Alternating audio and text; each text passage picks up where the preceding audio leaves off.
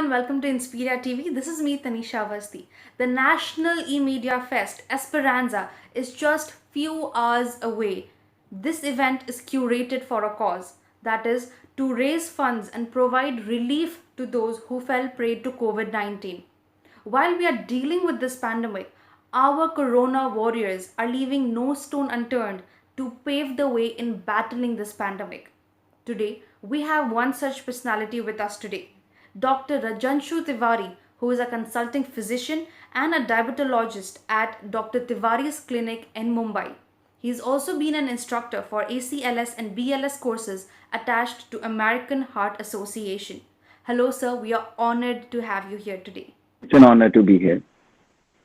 Thank you so much, sir. To start with, the pandemic is leaving no stone unturned in targeting people of all age groups, be it a newborn baby or the elderly community of our society.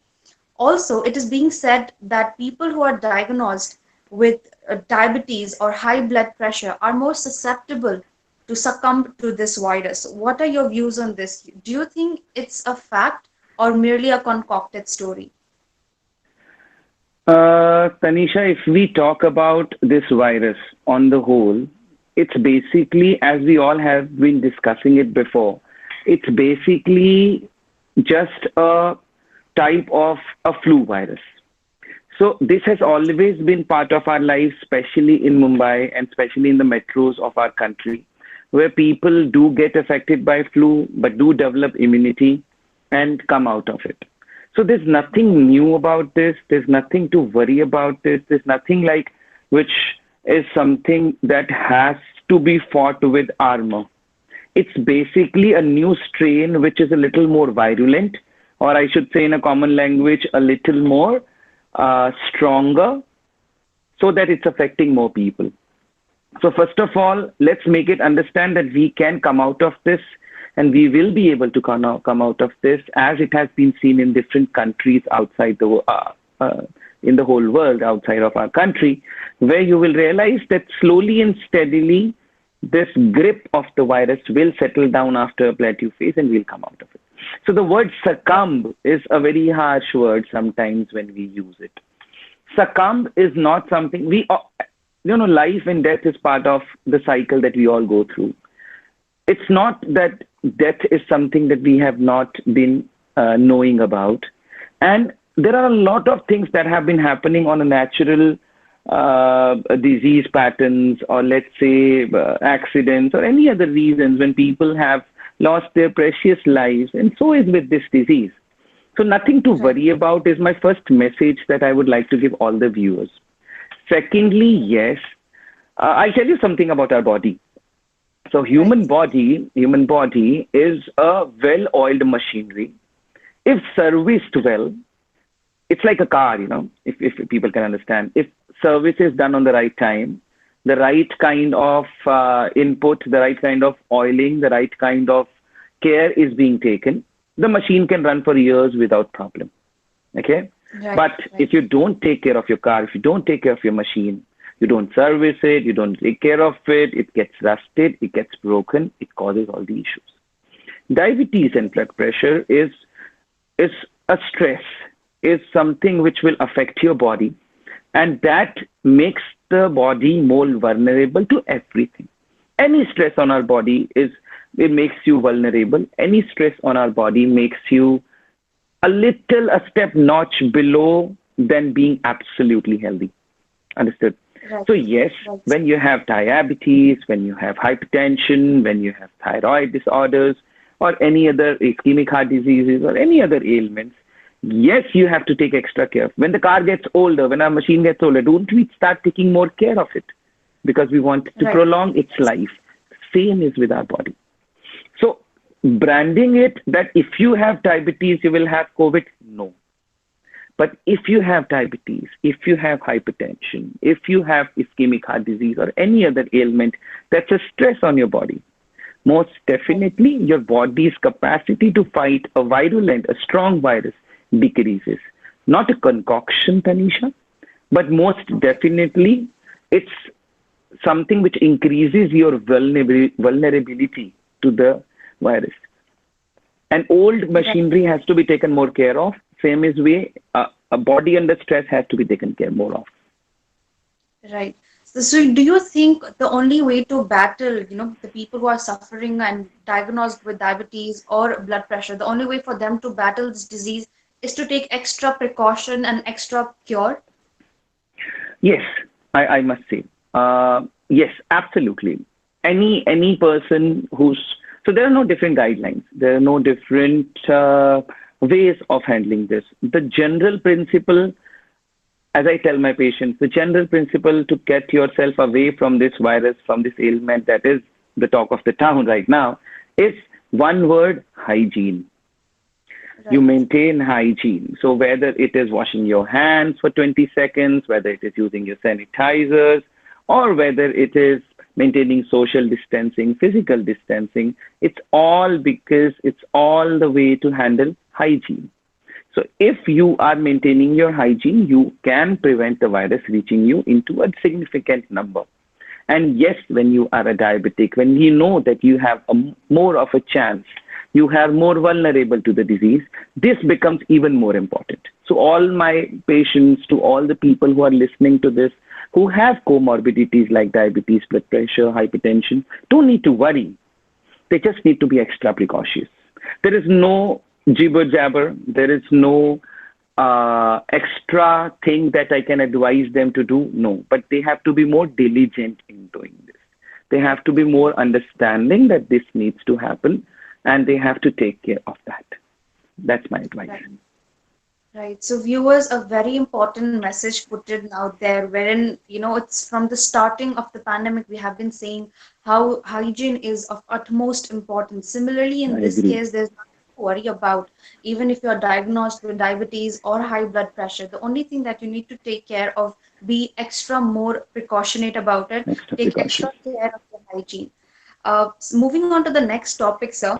Uh, Mental health is actually a very big issue, and it's coming more into light, especially in this pandemic, the situation that is surrounding us and the kind of situation that we are in, the lockdown. It's giving rise to more number of depression, anxiety cases. I agree. So what do you advise people? How can they shove away mental stress during this point of time? Very well asked, I must say, Tanisha, first. I have encountered, and I during the time of COVID infection that I have been managing patients regularly. What I have realized is that a lot of my patients, specifically with comorbidities, being a diabetes specialist and clinical endocrinologist, I have been handling these cases. What I've realized is that stress level, and mental health, and things like anxiety, early depression, they have yes increased. They have Right. caused a lot of day-to-day loss of peace, mental peace for my patients. And this is obvious when you know that fear factor, that thought process that I will, if I get caught into this, what's gonna happen, is making those people or making us, all of us, a little anxious, and in some it is more than a little. You know what? I'll tell you. WHO, World Health Organization, defines health as a state of mental, physical, and social well-being. But we understand it only as physical well-being. If I don't have a problem, I'm not ill. But people miss the social and mental component of health. So in these Right. times of pandemics, epidemics, we have to understand the scenarios that it's not just the physical health that we should concentrate on. It's the mental health as well. So my message to the viewers is not just to take care of your physical health, but to keep your mind afresh as well. In times of lockdown, you're stuck at home. There's already a lot of components that makes you feel, unworthy at home. I'm not doing anything. What happens if I get the disease? Completely understandable. This is a present state of mind for 80%, 90% of us. Maybe to a smaller level, to a bigger level, but that is the case. But nothing to be worried about again. There are a lot of ways to handle your mental health. Keep yourself busy. One, I tell my patients, keep yourself busy. Don't just sit and stare at the TV or a screen at all time. Do something. Luckily, with the lockdown, the amount of daily chores that we all are doing at homes has increased, I hope. So that too Right. keep everyone busy, keeps everyone busy. But keep yourself busy, whether it's a hobby, whether it's something that you like to read, whether it's something that you like to do. Go ahead and do it. Don't worry. A busy mind always keeps you sane. Remember that. And last, Right. secondly, what I want is yes, this is the time for physical and mental activities. Doing yogas, doing pranayams, doing meditation, doing concentration exercises. We all have time now to do that. Let's do that. Make it a point that in your daily routine for mental and physical health, take out 30 minutes at least in the day to do some kind of exercise.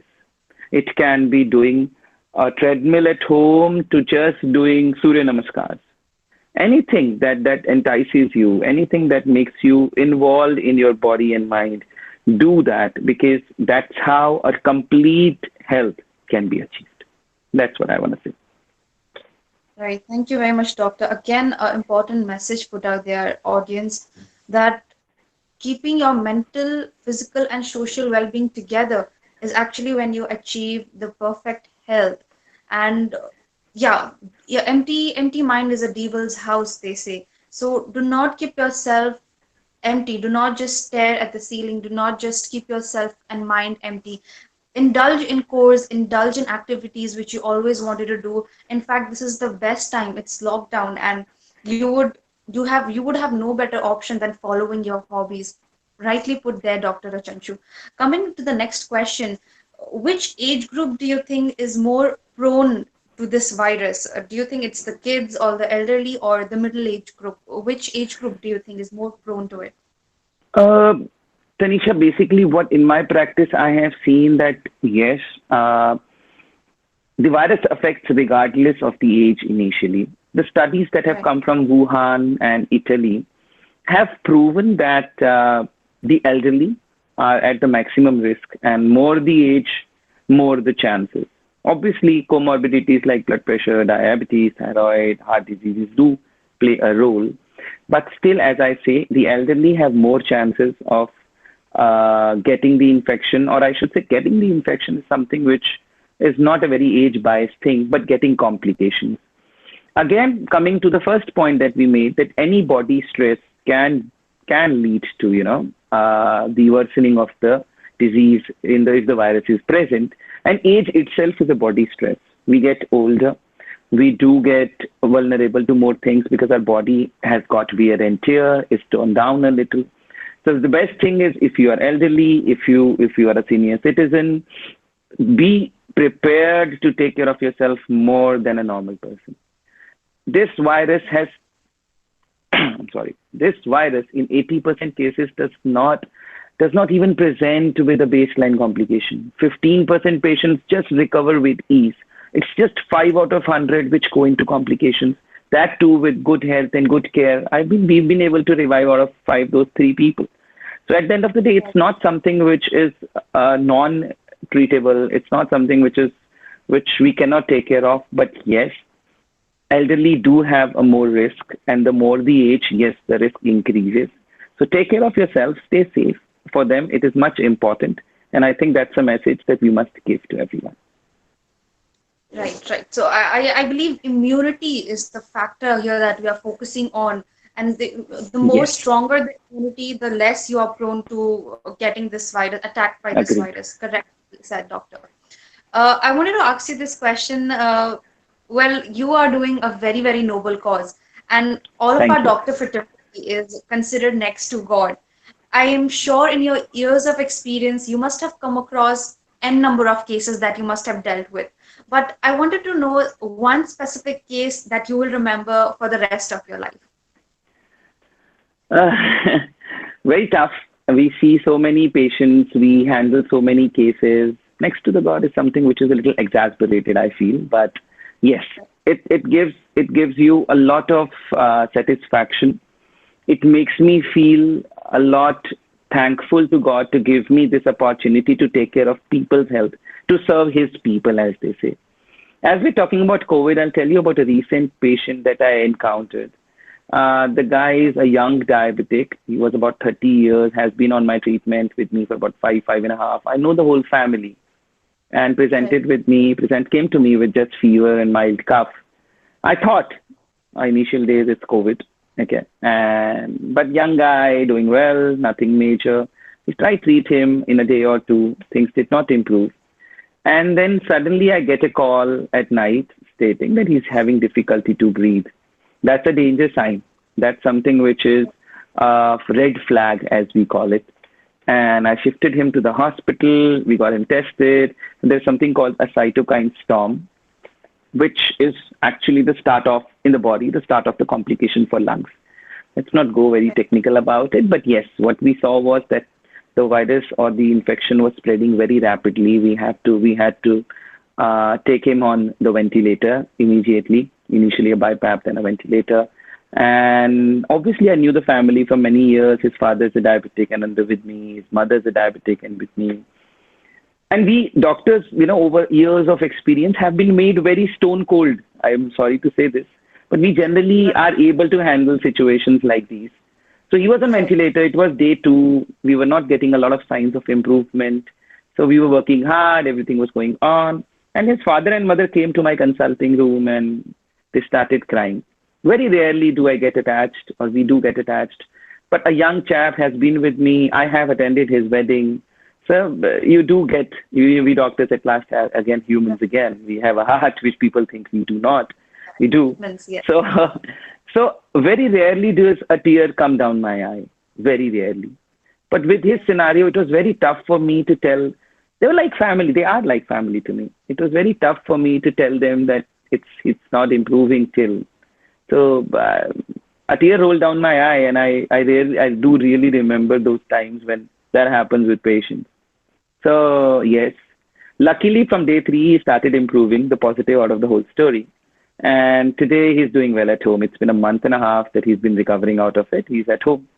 But the thankfulness that I give to God and my patients give to me is something that we live for. People think, I would like to throw a small message here. People think the doctors these days are thinking about, because COVID has been expensive, Tanisha. A lot of Yes. things, the hospitals and everything is at risk. So yes, if in private hospitals, it is a little expensive. But the thought process that doctors are working for themselves and not the patients is something that needs to be understood, that how much we feel and we know the real scenarios, it's very tough to pass on to a layman. I Right. remember times when I am not able to sleep at night because I know the patient, I know my people are not doing well in the hospital, but I cannot pass it on in straight face or in straight words to my, the patient's relatives or anyone who knows them. We also go through a lot of things to treat our patients. So all I tell my viewers, all I tell my patients is always remember that the doctor is going through the same boat, the same water, he's rowing the same boat, but he has to have a strong face so that they can have a strong face. So it's Right. something that needs to happen in our society at least. Okay. But it has Right. been a great experience to treat patients in this pandemic.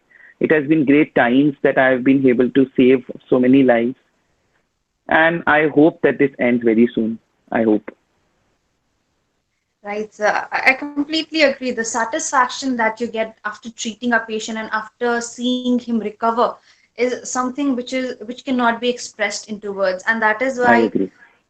and that is why we place you next to God or the other So sweet avatar of of you. God, No, don't say and this notice that.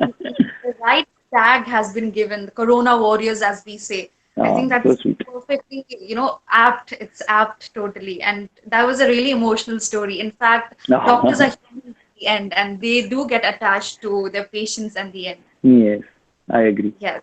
Yes. So, moving on to the last question that I had for you. This has been running on everybody's mind now, and we want you to address to it. What do you think? When will we get out of this COVID era? Or is it that we'll have to learn to live with this new normal, as we say? Uh, Tanisha, very tough to say. It's a question that everyone's been asking us, me and all my friends and doctors. Very tough to say, but yes, I will make a statement very clear that it's going to end. Okay. We will have to live with it. We will have to live with the new normal for a few months, maybe, or for some time. But slowly and steadily, we are going to come out of it. One thing is for sure. When, how long is something which different theories or different data suggest different ways. R is a country of diversity. R is a country which is heavily populated. R is a country where the rich and the poor difference and the kind of living and social statuses are so varied that it's very tough to say how this virus is going to behave. But somehow I feel that in another 1 month, a month and a half, the virulency or the things are going to settle down. That's my personal thought process. We're reading all the data and comparing it to different countries and different demographies and topographies that we know. I feel another month and a half, we should start having relief from this pandemic. And over the next 6 months, if we do not hit another peak in November, which people say they might happen, in the next 5 to 6 months, things are going to come on track. People say leave to 2020 out of picture these days. I would suggest them think that way because that will not make you feel a little low about the year. But don't worry. I think we are hitting the peak plateau that we talk about. And once that starts recovering, there is no coming back. So great for us. So no direct answer. Ghuma fira ke. Right, right, sir. So, viewers, I'm sure there's the only thing that we want to tell you with this interview, the message that we want to portray is you do not have to be scared with this virus. It's just Yeah. another common flu. And you have to keep in mind that you have to take certain precautions, maintain extra hygiene, and maintaining extra hygiene is of no harm to anybody. Also, keep your immunity strong and just take it as another common cold and flu. And trust me, you'll be able to get over it very soon. There's nothing to be Yes. scared about. Yeah, Yes. so that is what we want to tell. Yes, sir. That's it for today's interview. Thank you so much, Dr. Rajan Tiwari, for being with us. It was an interactive session, in fact, a very insightful session. We look forward to similar interviews with you in future, and thank you so much for joining with us today. It's a pleasure being here, and you were very sweet. And thank you so much for having me. Anytime, I will be more than happy to help. Have a good time. Stay safe. Take care. Thank you, sir. Thank you.